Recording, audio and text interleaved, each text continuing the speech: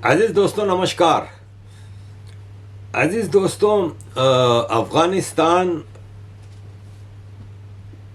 के हवाले से चीज़ें रखूँगा, ईरान के हवाले से भी इस वीडियो में कुछ चीज़ें रखूँगा। दोनों जुड़े हुए कंट्रीज़ हैं, दोनों पाकिस्तान के बॉर्डरिंग कंट्रीज़ हैं, दोनों में पाकिस्तान का गंदा अच्छा खेल चल रहा है। अजीज दोस्तों, बांग्लादेश आहिस्ता आहिस्ता पाकिस्तान बनता जा रहा था। अब होपफुली के अतीकुर रहमान वहाँ के प्राइम मिनिस्टर एक भरपूर तब्दीली लाएंगे और बांग्लादेश आई होप के उस रास्ते पे नहीं चलेगा जो पाकिस्तान ने इख्तियार किया। देखें, अभी जो यूनुस जब दो साल रहा था बांग्लादेश में, तो उसमें पाकिस्तान के टेररिस्टों को मिलिट्री ऑफ पाकिस्तान ने इन्फिल्ट्रेट कराया था बांग्लादेश में, जिसका नतीजा ये निकला कि काफ़ी बंगाली टेररिस्ट इस्लामिस्ट जो थे वो टेररिज्म की तरफ गए, जिसमें टीटीपी जो कि पाकिस्तान इस वक्त लड़ रहा है, टीटीपी ने भी काफ़ी वहाँ से हायरिंग की।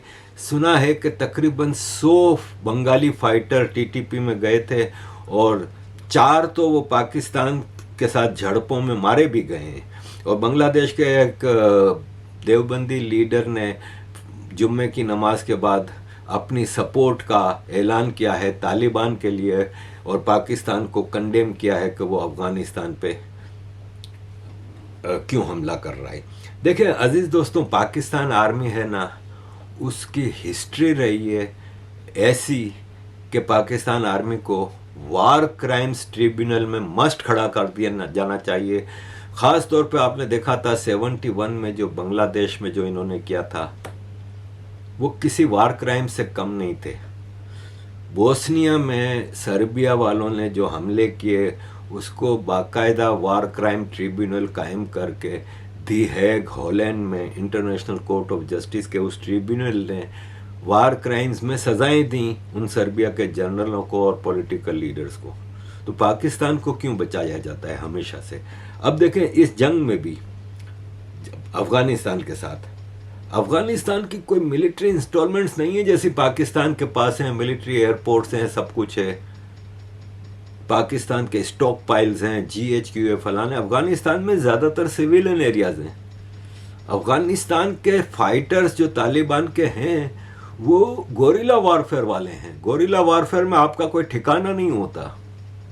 हाँ, पॉलिटिकल लीडर्स हैं जो अफगानिस्तान के जिनकी मिनिस्ट्रियों में बैठते हैं या प्रेसिडेंट हाउस है या ये, लेकिन आप तो पाकिस्तान उन पे अटैक करता है। अब जैसे पाकिस्तान के जो ISI के पेरोल पे जो जर्नलिस्ट हैं, जो मीडिया और सोशल मीडिया के लोग हैं, वो मुसलसल ये प्रचार कर रहे हैं कि पाकिस्तान को, अब जैसे ये है कि प्रचार करते हैं कि पाकिस्तान को अफगानिस्तान के सिविलियन इंस्टीट्यूशंस पे हमला कर देना चाहिए, ब्रिजेस उड़ा दो, उनके हाईवेज उड़ा दो, उनके एयरपोर्ट्स के पास जो रनवेज हैं उनको उड़ा दो, उनके पानी के सिस्टम को ख़त्म कर दो, वाखान कॉरिडोर कब्जे में ले लो, ये कर लो वो कर लो, ये प्रचार कर रहे हैं। तो ये तो वार क्राइम्स हैं। आपको पता है कि जिनीवा के जो यूनाइटेड नेशंस के वार कन्वेंशंस हैं उनमें आपको सिविलियन पॉपुलेशन पे ड्यूरिंग दी वॉर, जंग के दौरान आप सिविलियन पॉपुलेशन पे हमले नहीं कर सकते, आप सिविलियन इंफ्रास्ट्रक्चर पे हमला नहीं कर सकते। वो पाकिस्तान को करने का कह रहे हैं और पाकिस्तान कर भी रहा है, रोज़ दावा भी कर रहा है कि हमने फलां जगह ये कर दिया, फलां जगह ये कर दिया। अब ये रज़ी दादा है जो आर्मी का बदबूदार शॉविनिस्ट पंजाबी, एक बायस्ड, एक गंदा बदबूदार पंजाबी है जो पाकिस्तान की कौमों यानी सिंधियों के खिलाफ, पश्तूनों के खिलाफ, बलोचों के खिलाफ गंदी गंदी पोस्टें करता है। उसने कहा कि अल जजीरा से लेके तुर्की के TRT news, Fox news, CNN news, Al Arabiya English, जितने हमारे दोस्त कंट्रीज़ हैं वो अफ़गानिस्तान के स्पोक्स पर्सन ज़बीउल्लाह मुजाहिद के इंटरव्यू कर रहे हैं। तो भाई साहब, उनको हक नहीं है बोलने का? क्या वो अपना पॉइंट ऑफ व्यू नहीं दे सकते? आफ्टर ऑल ज़बीउल्लाह मुजाहिद तालिबान सरकार का स्पोक्स पर्सन है और तालिबान सरकार को आप ही लाए हो भाई साहब, आपके ही पंजाबी जनरल लाए हैं, आपका ही ISI का चीफ भागा था वहां पे, चाय की प्याली पकड़ के खड़ा था।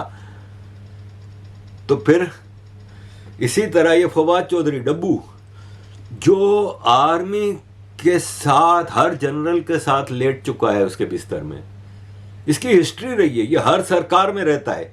और अब ज़ाहिर है पीटीआई से निकल के इस सरकार में नहीं आ सका, क्योंकि ये कोशिश की इसने पीपल्स पार्टी में वापस जाने की, पहले पीपल्स पार्टी में था, नून लीग में जाने की, किसी ने इसको घास नहीं डाली। तो वो आर्मी का पॉइंट ऑफ व्यू पेश करता है, कह रहा है कि पाकिस्तान को चाहिए कि चाइना, ईरान, रशिया, मतलब चाइना, ईरान और रशिया को चाहिए कि वो पाकिस्तान को सपोर्ट करें ताकि अफगानिस्तान में रेजिम चेंज की जाए और वहाँ पे एक ऐसी मॉडरेट सरकार की जाए जो सारे पड़ोसियों को सूट करती हो। भाई साहब, रेजिम चेंज अमेरिका जैसी पावरफुल गवर्नमेंट का काम है। तुम लोगों ने ही रेजिम चेंज कराई थी। अशरफ गनी सरकार के खिलाफ जितनी साजिशें तुम लोगों ने की, किसी ने नहीं की, और सिर्फ तुम लोगों ने की, बाकी किसी ने नहीं की। अशरफ गनी सरकार को अफगानिस्तान में सऊदी अरब भी सपोर्ट करता था, पूरी दुनिया के मुस्लिम देश सपोर्ट करते थे, इंडिया भी करता था, अमेरिका भी करता था। तुम लोगों ने साजिशें की, रेजिम चेंज की। अब ये एक और मेला पंजाबी अफसार आलम कहता है कि अगर अफगानिस्तान के मुसलमान सच्चे मुसलमान हैं तो इनको इंडिया, चाइना और ईरान के खिलाफ सुसाइड अटैक करने चाहिए। अबे दुनिया में अगर इंसानियत कहीं होगी ना तो वो सबसे पहले पाकिस्तान में पंजाबियों का सफाया करेगा। दुनिया में इससे ज्यादा बदबूदार लोग नहीं है कोई, जो मुर्दार खाते हैं। अजीज दोस्तों, पाकिस्तान में इस वक्त देखा, पाकिस्तान की सरकार हमेशा इस्लाम को, कुरान को मिसयूज करती है अपने गंदे मकसद के लिए। इन हरामखोर पाकिस्तान आर्मी के जनरलों का इस्लाम से कोई ताल्लुक नहीं, और पंजाबी कौम का भी कोई इस्लाम से ताल्लुक नहीं। ये सिर्फ सिंध, बलोचिस्तान और केपी और पीओके गिलगित बल्तिस्तान में मदरसे कायम किए और वहाँ पे इस्लाम प्रोमोट करते हैं। पंजाब में अगर कहीं इस्लामिक एक्सट्रीमिज़म प्रोमोट किया जाता है तो वो सराइकी एरियाज़ में, साउथ ऑफ पंजाब में किया जाता है। वरना हमने बसंत में देख लिया कि पंजाबियों का कौन सा इस्लाम है। बसंत में हमने सब देख लिया। ये अभी एक प्रॉफिट मोहम्मद की हदीस को कोट कर रहे हैं कि सऊदी अरब में प्रॉफिट मोहम्मद बैठे थे। उन्होंने कहा कि ईस्ट में, यानी सऊदी अरब के ईस्ट से एक कौम उठेगी, वो यंग होंगे और बहुत ही एक्सट्रीमिस्ट मुसलमान होंगे। वो रेगुलर नमाजें पढ़ते होंगे कि इतनी नमाजें पढ़ेंगे कि तुम लोग उनको अपने से बड़ा मुसलमान मानोगे। वो हर चीज़ कुरान की रोशनी में करेंगे और वो मुसलमानों को कत्ल करेंगे कि तुम लोग पक्के मुसलमान नहीं हो, और काफिरों को नहीं मारेंगे। प्रॉफिट मोहम्मद ने कहा कि ये फसादी होंगे और इनको तुम कत्ल कर दो, वो बदतरीन मकतूल होंगे। ये बुखारी, इब्ने माजा, हर हदीस की किताब में ये हदीस कोट की गई है। पाकिस्तान ये कह रहा है कि अफ़गानी जो तालिबान हैं वो इस हदीस पे फिट होते हैं। भाई साहब, पहला पॉइंट है ना उस हदीस का, वो ये है कि वो ईस्ट से आएंगे। तो अफ़गानिस्तान पाकिस्तान के वेस्ट में है, ईस्ट में नहीं है। ठीक है ना? ईस्ट से जो सऊदी अरब का ईस्ट है ना, वो पाकिस्तान है, और ये फसादी पाकिस्तान है जो इतना इस्लाम का प्रचार करेंगे लेकिन उनका इस्लाम से कोई ताल्लुक नहीं होगा। अजीज दोस्तों, ये पंजाबी है ना, इस वक्त पाकिस्तान को बेदर्दी से लूट रहा है। देखें, इस वक्त जितने कोर कमांडर हैं ना पाकिस्तान में, सारे के सारे पंजाबी हैं, एक भी नॉन पंजाबी नहीं। DGISI, DGMI, DGISPR, army chief सब पंजाबी हैं। ये सारे पंजाबी मीटिंग करके पाकिस्तान का फैसला कर रहे हैं। पॉलिटिकल लीडरशिप भी सारी पंजाबी है। Prime minister Punjabi, foreign minister Punjabi, finance minister Punjabi, defence minister Punjabi, home minister Punjabi, सारे पंजाबी। यकीन माने corps commander Khyber Pakhtunkhwa Punjabi, corps commander Sindh Punjabi, corps commander Balochistan Punjabi, पूरे पाकिस्तान को इस वक्त तबाह कर रहा है पंजाबी। और ये अय्याश पंजाबी जनरल हैं सारे, जिनकी फैमिलियां सब बाहर सेटल्ड होती हैं, रिटायर होने के बाद फौरन भागते हैं पाकिस्तान से बाहर। अजीज दोस्तों देखें, ये असद चौधरी इतना मेला, ये कह रहा है कि पाकिस्तान को सिर्फ अफगानिस्तान का 15 किलोमीटर का एरिया कब्जे में लेना है। वाखान के पीछे ये सब पड़े हुए हैं। और ताजिकिस्तान से अगर हमने वाखान का बॉर्डर कब्जे में कर लिया तो चाइना से अफगानिस्तान का बॉर्डर ख़त्म हो जाएगा और ताजिकिस्तान से हमारा बॉर्डर मिल जाएगा और हमारे पानी के मसले बहुत ज़्यादा हल हो जाएंगे। हम इंडिया पे डिपेंडेंट नहीं होंगे, हम ताजिकिस्तान और सेंट्रल एशिया में जिनके पास पानी बहुत है उनसे पानी ला सकते हैं। अजीज़ दोस्तों, बेगैरती की इंतहा है इनकी। और ये है कि ये जर्नलिस्ट ख्वाजा आसिफ को पूछ रहा है कि पाकिस्तान ने तालिबान को पावर में लाने के लिए मदद की और तालिबान ने अफ़गानिस्तान में हज़ारों अफ़गानियों को मार दिया, तब तो तालिबान आपके लिए बहुत अच्छे थे। You do admit, sir, that Pakistan has had a long history of backing and supporting and training and funding these terrorist organizations. Well, we have been doing this dirty work for the United States for about 3 decades, and West, including Britain. So that's your argument that even though that was a mistake, and we suffered for that, and that is why you are saying this to me. If we had not joined the war against Soviet Union and later on the war after 9/11. This Pakistan's track record, was not, unimpeachable track record. Defence Minister, I just want to get back to this particular incident in Kashmir and the noises that are now coming out of Delhi. Do you believe this situation is going to escalate and that India will launch airstrikes? Is Pakistan preparing itself for that? We are already prepared for it, We are already prepared for it. Any eventuality which takes place in next 1 or 2 or 3 or 4 days or week or 10 days, we will retaliate and we'll react to that, in kind, inshallah. How will you respond if India does launch a series of airstrikes? We will measure our response to whatever is initiated by India according to that. अब ये है कि ख्वाजा आसिफ है ना, वो ऐसी ऐसी बातें कर जाता है कि मैं बता नहीं सकता। तो अजीज़ दोस्तों, अफ़गानिस्तान के हवाले से ठीक है, पाकिस्तान के पास एक इतनी बड़ी आर्मी है, इतना बड़ा आपके पास सेटअप है, एयरफोर्स है, सब कुछ है, तो ऑफ कोर्स कोई मुकाबला नहीं। लेकिन अफ़गान वो गोरिल्ला वारफेयर में मजबूत हैं। अमेरिका ने भी 2001 में आते ही तालिबान की सरकार ख़त्म करवा दी थी, फ़ौरन हामिद करज़ाई को लाए थे और सब कुछ हुआ था, लेकिन 20 साल गोरिल्ला वारफेयर लड़ी है। अब पाकिस्तानी कहते हैं वो हमारी मदद के बगैर थोड़ी लड़ सकते हैं। तो याद रखें, बराबर में ईरान में भी अब एक गोरिल्ला वारफेयर चलने वाली है लंबा अरसा। फिर चाइना, रशिया के फैक्टर्स को आप माइनस नहीं कर सकते। तो अजीज़ दोस्तों, पाकिस्तान को लॉन्ग रन में बड़ा भारी पड़ना है। अभी पाकिस्तान दावे तो बहुत कर रहा है कि हमने इतना कब्जा में ले लिया है, ये कर दिया, इवन कह रहा है कि पाकिस्तान के हमने 30 किलोमीटर तक अफ़गानिस्तान की बॉर्डर से, ड्यूरेंट लाइन से 30 किलोमीटर अंदर अफ़गानिस्तान में कब्जा कर लिए। अमेरिका ने पूरे अफ़गानिस्तान पर कब्जा कर लिया था, लेकिन चैन से चल नहीं सके, बाजा बच गया था। अब पख्तून फैक्टर को ना भूलें।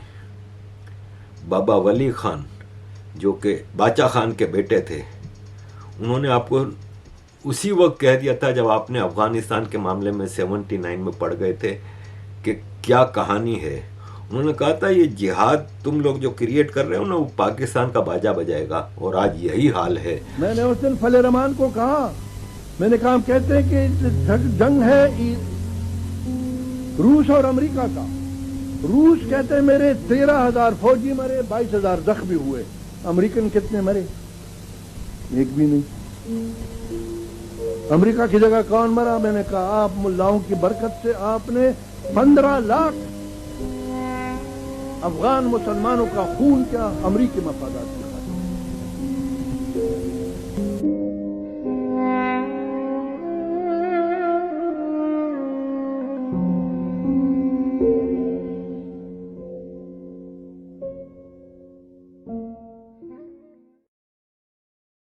तो अफगानिस्तान पाकिस्तान को भारी पड़ने वाला है। फेक पोस्टें लगा रहे हैं कि ये देखें हमने अफगानिस्तान में, या हामिद मीर जैसा, मैं बड़ा अफसोस होता है कि इतना बड़ा जर्नलिस्ट था जो मुशर्रफ को मुंह देता था, जो हर लिहाज से आर्मी के सारे चीफ को मुंह देता था, लेकिन राहिल शरीफ ने इसका इलाज कर दिया। इसको ऐसी गोलियां वोलियां मारी और इसके बाद इसके भाई को मिनिस्ट्री दे दी आर्मी ने, इसकी बेटी को जॉब दे दी पाकिस्तान के नेशनल टीवी में, करोड़ों रुपए की सैलरी, और इसको भी खूब पैसे वैसे दे के, और इसने सोचा अब साला कितनी जिंदगी रह गई है, चलना माल बनाओ। इसने पोस्ट किया कि पाकिस्तान ने 32 किलोमीटर अफगानिस्तान का एरिया कंट्रोल कर लिया है। जोब सेक्टर में, जोब बलोचिस्तान का इलाका है, और पाकिस्तान ने ये देखें अफगानिस्तान के इलाके पे कब्जा करके पीछे बोर्ड हटाना भूल गए जो उर्दू में। अफगानिस्तान में उर्दू नहीं चलती, अफगानिस्तान में पश्तो चलती है, फारसी चलती है, उर्दू नहीं चलती। उर्दू के बोर्ड हटाना भूल गए। तो इस तरह की फेक चीज़ें आपको करने की जब ज़रूरत पड़े ना, तो पता चलता है कि आप कितना कंट्रोल में हैं। थोड़ा अजीज़ दोस्तों ईरान की तरफ आऊँगा कि ईरान में अमेरिका का जाना बनता है। 208 बिलियन बैरल ऑयल दुनिया ईरान में है, जो कि दुनिया का तीसरा बड़ा, वेनेजुला और सऊदी अरब के बाद। 1200 क्यूबिक फीट नेचुरल गैस है, 320 मेट्रिक टन गोल्ड है, लिथियम, कॉपर, आयरन और जिंक और दीगर मिनरल्स के भरपूर रिजर्व्स हैं। ईरान की इन नेचुरल रिसोर्सेज की वैल्यू 27 ट्रिलियन से ऊपर है।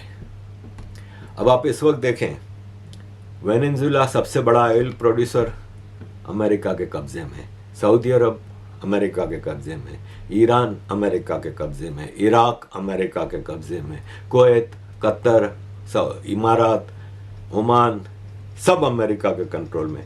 इस वक्त पूरी दुनिया के तेल को अमेरिका कंट्रोल कर रहा है। ऑल दो के इस वक्त स्ट्रेट ऑफ हॉर्मुज है ना, वो बंद है, जहाँ से सारी टोटल सप्लाई लाइन चलती है, लेकिन चलेगी। वहाँ पे हूती भी उस कॉर्नर पे बैठे थे और अरसा तंग करते रहे, लेकिन चलेगी, कुछ दिन बंद रहेगी ऑफ कोर्स। तो अजीज़ दोस्तों, अमेरिका फॉर द मोमेंट तो इस वक्त दुनिया में ऐसा कंट्रोल हासिल कर रहा है। ये जो प्रेसिडेंट ऑफ पीस है ना, जिसको पाकिस्तान का prime minister president of peace और नोबेल पीस प्राइज़ के लिए नॉमिनेट, और दुनिया में अमन लाएगा और फलान है और ढुमकान है, ये प्रेसिडेंट ऑफ पीस है ना, इसने जितनी जंगें शुरू की हैं ना, वो किसी ने नहीं की हैं। आप ये देखें कि जितनी जंगें पिछले 26 साल में 2000 से लेकर अब तक अमेरिका ने लड़ी हैं, वो सारी की सारी जंगों में कम से कम डोनाल्ड ट्रंप का हाथ रहा है। इन सारे कंट्रीज में जो हमले किए हैं ना अमेरिका ने, चाहे वो सोमालिया है, यमन है, इराक है, लीबिया है, सीरिया है, ईरान है, पाकिस्तान है, पाकिस्तान पे अमेरिका बहुत सारे ड्रोन हमले करता रहा है। ये सब कंट्रीज पे हमले डोनाल्ड ट्रंप ने अपने 2 ट्रिप टेन्योर में जारी रखे हैं, लेकिन पाकिस्तान जैसा टट्टू मुल्क इसके कब्जे में। पावर देखें, 3 पावर्स हैं जो इम्पोर्टेंट होती हैं दुनिया में: military power, economic power, political influence. ये तीनों के तीनों इस वक्त अमेरिका के पास हैं। चाइना और रशिया को हम जितना बड़ा समझते थे वो अभी बहुत दूर हैं। इतनी प्लानिंग से ये वेनेजुएला और ईरान का काम हुआ है कि आप सोच नहीं सकते। रशिया को टोटल ऑक्यूपाइड रखा है यूक्रेन के साथ, ताकि वो इधर उधर ना हो सके। कि आफ्टर ऑल रशिया को इतनी बड़ी इकोनॉमी नहीं है कि वो इतनी लंबी जंग को सस्टेन भी करे और दूसरे मुल्कों के मामलात में भी जाए। रशिया को उधर ऑक्यूपाई किया, चाइना को ताइवान के लिए धमकियां दे दे के, डरा डरा के, और चाइना का जो सबसे बड़ा जो पार्टनर था पाकिस्तान, उसमें हमले करा करा के सीपेक का कंट्रोल करके चाइना को बिजी रखा, रशिया को बिजी रखा। और पहले सीरिया, इराक, गजा, लेबनान, यमन, सारे फसादात को कंट्रोल किया। सोमालिया को, सोमालीलैंड अलग दिखा के कंट्रोल किया।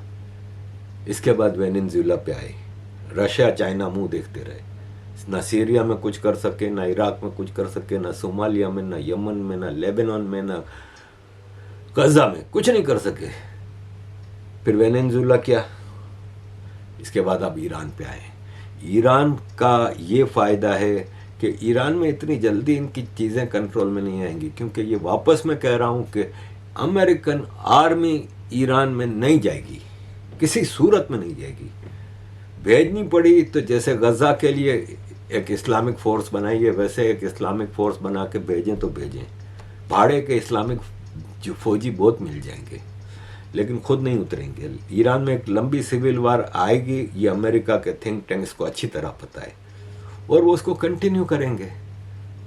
इराक की कंटिन्यू है। देखें, इराक में 1990 में कुवैत के ज़रिए जो मामला हुआ और जॉर्ज बुश सीनियर ने पहला हमला किया, जिसके बाद 1/3 इराक तो डायरेक्ट अमेरिका के कंट्रोल में था। कुर्दिश रीजन जो कि पेट्रोल रिच रीजन है, मोसल जिसका कैपिटल है, उसको सेमी ऑटोनोमस कर दिया। इराक के लिए नो फ्लाई जोन हो गया, सब कुछ हो गया, लेकिन Saddam Hussain was still in power. इसके बाद सद्दाम हुसैन 2003 में जब अमेरिका ने दोबारा हमला किया, 13 साल बाद, तब तक इराक का प्रेसिडेंट था। 17 साल लगे सद्दाम हुसैन को पकड़ने में। तो ईरान इराक से ज़्यादा डिफ़िकल्ट टेरेन है। इराक में 50-50 था सुन्नी शिया, यहाँ पे 90% शिया है, तो लंबा भारी पड़ना है आपको। लेकिन अमेरिका उसके लिए तैयार है, पेट्रोल चलता रहे बस। अब देखें, ईरान दुबई पे हमले कर रहा है, सऊदी अरब पे हमले कर रहा है, कुवैत पे कर रहा है, कतर पे कर रहा है, बहरीन पे कर रहा है, इजराइल पे कर रहा है, साइप्रस तक पे किया। पाकिस्तान पे क्यों नहीं किया? सोचने वाली बात है ना, कि ईरान को अच्छी तरह पता है कि पाकिस्तान के पसनी, बलूचिस्तान और ग्वादर की पोर्ट से अमेरिका टोटल ऑपरेट कर रहा है, तो पाकिस्तान को कोई नहीं छेड़ रहा। ये समझने की बात है। अजीज दोस्तों, इस पे एक साइड में एक बात मेरे जहन में आती है कि दुबई के हवाले से लोग ताने मार रहे हैं कि वो दुनिया का सबसे सेफेस्ट सिटी था, क्या हो गया दुबई को, और देख लो तुम लोग, इंडियन भाग रहे थे, सब दुबई में इन्वेस्टमेंट कर रहे थे, आज क्या हाल है। भाई साहब, दुबई पे हमलों में एक भी आदमी नहीं मरा, अबू धाबी में एक मरा है। इमारात पूरे पे सैकड़ों मिसाइल, ड्रोन, रॉकेट्स मारे हैं।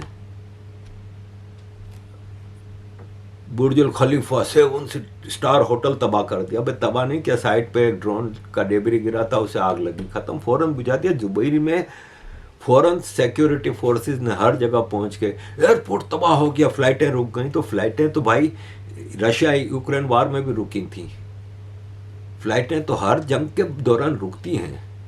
लेकिन दुबई की गवर्नमेंट ने उन 2 लाख से ज़्यादा पैसेंजर्स जो कि फंस गए हैं दुबई में, उनकी जिम्मेदारी ली है। होटल फुल हो चुके हैं, तो होटलों के अंडरग्राउंड में गैराज खाली करा के वहाँ पे सोने का इंतज़ाम करके पैसेंजर्स को फ्री में रखा है, उनका खर्चे पानी का भी जिम्मेदारी ली है। ये होती है रिस्पॉन्सिबल गवर्नमेंट। आपको पता है पाकिस्तान में खाली स्ट्रीट क्राइम में कितने लोग रोज के मरते हैं? आप दुबई के ताने दे रहे हो यार। रिस्पॉन्सिबल गवर्नमेंट है दुबई की, जो अपने लोगों का अपने से मतलब दुबई और इमारात में 85 to 90% लोग फॉरेनर हैं, लेकिन उन सबकी जिम्मेदारी ली हुई है उन्होंने। पूरा सिक्योरिटी सिस्टम है। तो इन ताने मारने से आप कोई इंडियन पाकिस्तानी देशभक्त नहीं हो जाते। वहाँ के लोग सेफ हैं। जंग चल रही है भाई, सैकड़ों मिसाइल और रॉकेट गिर रहे हैं। पाकिस्तान जैसे टट्टू मुल्क जो ताने मार रहा है ना, तो पाकिस्तान में रोज के कितने लोग मर रहे हैं। खाली 32 तो अमेरिका की एम्बेसी पे प्रोटेस्ट करते हुए ईरान के लिए मार दिए गए। तो ये है कि कंट्रोल। ईरान में लीडरशिप तब्दील हो गई। हालांकि खुमैनी के साथ उनका डिफेंस मिनिस्टर भी मारा गया, आर्मी चीफ भी मारा गया, commander in chief of IRGC मारा गया, इवन प्रेसिडेंट वगैरह का भी अभी तक कोई खास खबर नहीं है। लेकिन ईरान के पास लीडरशिप है, ईरान के पास अभी हथियार भी हैं। इराक पे जब हमला किया था 90 में, तो इराक के सद्दाम हुसैन ने रशियन स्कड मिसाइल्स मारने शुरू किए थे। रियाद में, तेल अवीव, इजराइल में, कई जगहों पे स्कड मिसाइल मारे थे, जो कि उस वक्त एक बड़ा हथियार माना जाता था। और रोज खबरें आ रही थी। मैं उस वक्त नया नया बेल्जियम पहुंचा था, अजाइलम सेंटर में रहता था। और हम अजाइलम सेंटर ज़ाहिर मुसलमानों से ही भरा होता था, तुर्किश थे, पाकिस्तानी, बंगाली। तो हम लोग भी जज्बाती नए नए आए थे ना, वही पाकिस्तानी स्टडीज़ पढ़ के आए थे, सऊदी अरब में रह के आए थे। हम लोग भी इजराइल के खिलाफ बातें कर रहे हैं। मुझे याद है कि मैंने जब पहला घर किराए पे लिया बेल्जियम में, एंटवर्प शहर में, तो मैं एंटवर्प शहर में घर जब ढूंढ रहा था, तो एक जगह बोर्ड लगा हुआ था, तो मैं उनके पास गया, तो वो दुकान थी। तो वहाँ एक लड़की बैठी थी, तो बल्कि 2 लड़कियाँ थीं। तो एक 30s में होगी, एक 20s में होगी। तो उसने कहा, भाई कहाँ से हो? मैंने कहा, मैं पाकिस्तान से हूँ। तो कहती है, ये जो स्कड मिसाइल मार रहा है आपका सद्दाम हुसैन, तो उसके बारे में आपका क्या ख्याल है? और मैंने कहा, वो मर्द मुजाहिद है सद्दाम हुसैन। तो इंग्लिश में बात हो रही थी। बेल्जियम में एंटवर्प पे वो फ्लेमिश एरिया है, वहाँ पे सारे लोग इंग्लिश बोलते हैं। तो मर्द मुजाहिद है, और इसराइल तो एक टेररिस्ट कंट्री है, और जो आज का पाकिस्तानी कहता है। उससे मेरी लंबी चौड़ी बहस हुई। घर का मामला तो साइड पे ही रह गया। मैं भी भूल गया कि मैं घर लेने आया हूँ, ये बातें करके मेरे को घर नहीं मिलेगा, और नहीं मिला घर। तो ये हमारा मेंटल स्टेटस था। उस वक्त खबर आई कि पाकिस्तानी एक दुकान थी पाकिस्तानी की, तो मैं उसके पास गया। तो हमारे पास तो कोई सोर्सेज नहीं थे ना टीवी था, ना न्यूज़पेपर का चांस, ना कुछ। तो वो सेटल्ड पाकिस्तानी था, उसकी दुकान पे गए तो मिठाई खिला रहा था। मैंने कहा, काइट की मिठाई? कहता है, वो सद्दाम हुसैन ने अमेरिका को हरा दिया। कैसे? बोला, वो अमेरिका ने हमला किया बगदाद एयरपोर्ट पे, और सारे अमेरिका ने कहा कि हमने सद्दाम हुसैन के एरोप्लेन जो फाइटर जेट थे सब तबाह कर दिए। तो मैंने कहा, ये सद्दाम हुसैन कैसे जीता? कहता है, वो सद्दाम हुसैन ने वो फूके मार के गुब्बारे वाले हवाई जहाज थे, वो रखे थे धोखा देने के लिए। मतलब इस तरह की फेक प्रोपेगेंडा उस वक्त भी चलता था। तो आज भी ठीक है, ईरान हमले कर रहा है, सिविल वॉर चलेगी पाकिस्तान के पड़ोस में, और जिसका डायरेक्ट असर पाकिस्तान को पड़ेगा। और मुझे लगता है कि ना अफगानिस्तान ख़त्म होगा, ना ईरान ख़त्म होगा। हाँ, पाकिस्तान ज़रूर ख़त्म होगा। दुनिया के नक्शे से पाकिस्तान नामी कंट्री मिट जाएगा। अजीज़ दोस्तों, thank you very much for all your support. Kindly keep supporting.